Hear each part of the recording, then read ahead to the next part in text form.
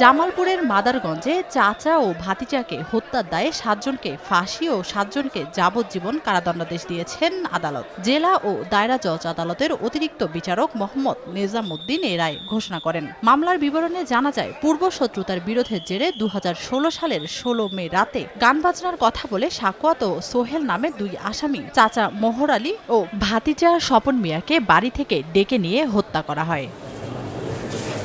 ঝিনাইদহের কালীগঞ্জে কৃষক নায়েব আলী হত্যা মামলায় ১ জনকে মৃত্যুদণ্ডাদেশ দিয়েছেন আদালত। আর এক আসামিকে যাবজ্জীবন কারাদণ্ডাদেশ দেওয়া হয়েছে।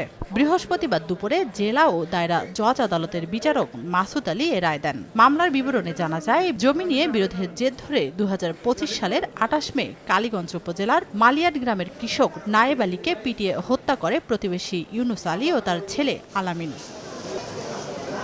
বগুড়ায় কিশোরীকে ধর্ষণের দায়ে আব্দুল খালেক নামে এক ব্যক্তিকে মৃত্যুদণ্ডাদেশ দিয়েছেন আদালত। একই সঙ্গে তাকে ২ লাখ টাকা জরিমানা করা হয়েছে। সিলেটে আলোচিত ট্রিপল হত্যাকাণ্ডে অভিযুক্ত বাবলুকে ৪ দিনের রিমান্ড শেষে আদালতে তোলা হয়।